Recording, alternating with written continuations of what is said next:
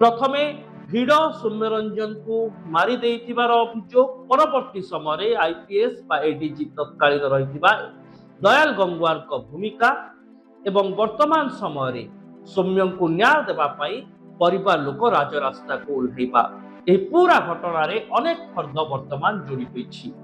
एक हृदय विदारक घटनाक्रम संवेदनशील घटनाक्रम सौम्यरंजन को मां लोयर पीएमजी रे प्रतिवाद करिसेंती एवं निज कानी पते से सौम्य को न्याय दाबी करिसेंती।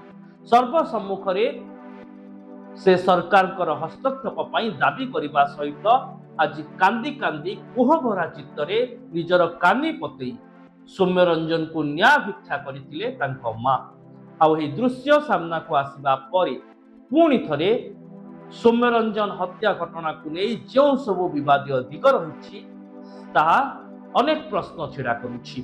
प्रथम कथा हेउछि जदि भिड़ सौम्यरंजन को मारिछि जो कथा प्राथमिक अनुमान करा जाउछि एवं आखिरे जहाँ देखा जाउछि विजुअल रु सेही भिड़ को काबू करिबा पई बा भिड़र प्रत्येक अभियुक्त को ठाब करिबा पई वर्तमान क्राइम ब्रांच कसरत करुछि। प्रथमे कमिशनरेट पुलिस यही घटना को तदंत परिसरभुक्त करिथिला परे क्राइम ब्रांच वही तदंत हस्तांतर करा जायछि।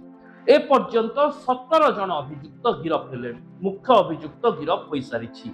आहुरी 10 जन एभली व्यक्ति अछंती जो माने से दिन भिड़रे सामिल थिले एवं सौम्यरंजन को आक्रमण करिथिले सेमानंकु खोजिबाकू उद्यम करुछि पुलिस। किंतु क्राइम ब्रांच रे तदंत भितरे सबठारो बड़ दिग हैला एडीजी दयाल गंगवार को भूमिका। सौम्य परिवार लोकों अभियोग अनुसार सौम्य जीआरपी कांस्टेबल थिबा समय एडीजी दयाल गंगवार तांकु व्यक्तिगत काम रे नियोजित करुथिले तांकु बॉडी मसाज पाई कहउथिले एवं जिम को मध्य जिबा पाई कहउथिले।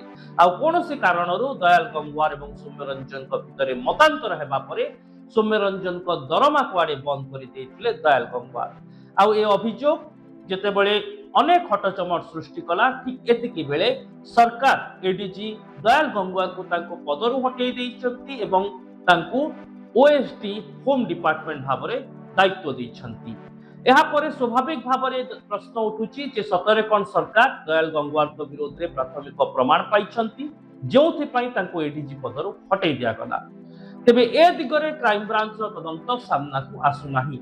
सेपटे क्राइम ब्रांच तदंत बा करिवो केमिति काहेकिना क्राइम ब्रांच रो जे तदंत अधिकारी बा आयो रहिथिबे से एडीजी पाहेर निज उपरिस्थ अधिकारी को प्रश्न करिबा पई दुस्साहस करिवे कि एभली स्थिति रे हुए तो एडीजी पाहेर तांको हटै दिया जाइछि किंतु आईपीएस ऑफिसर को क्राइम ब्रांच रो जने अधिकारी एभली तदंत परिसरभुक्त सतरे करि परिबे कि आ जदि बा तदंत परिसरभुक्त करंती तेबे क्षमता एवं प्रतिपत्ति आधार रे एही तदंत निरपेक्ष हेबो कि से नै प्रश्न उठुछि।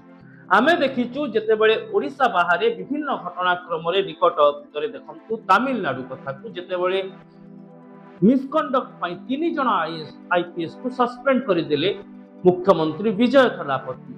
ठीक सेमिति शुभेंदु अधिकारी मध्य आर्जिकर घटना रे वेस्ट बेंगल रो आईपीएस अधिकारी मानन को सस्पेंड कले किंतु एभली काहे कि आम ओडिशा सरकार करू नाहंती। जेतेबेले गोटे भिड़ सौम्यरंजन को हत्या करिथिबा जणा पडुछि आउ हत्याकांड पछरे परोक्ष बा प्रत्यक्ष भाव एडीजी दयाल गंगवार का ना सामना को आसुछि। तेणु वर्तमान पर्यंत ओडिशा सरकार केवल तांकु दायित्व हटै दैछंती बा बदली करि दैछंती। सेपटे ही बदली प्रकृत रे तांकु पुरस्कार स्वरूप दिया जाइछि बा जेहेतु से एडीजी पाहिरे थिबा बेले विवादी होइतिले तांकु रक्षा करिबा पई तांकु क्लीन चिट देबा पई बदली होइछि ना सतरे तांकु पदरु हटाई निरपेक्ष तदंत पई राज्य सरकार बाट खोली से नहीं प्रश्न छिड़ा करिसेंती आज सौम्यंक परिवार।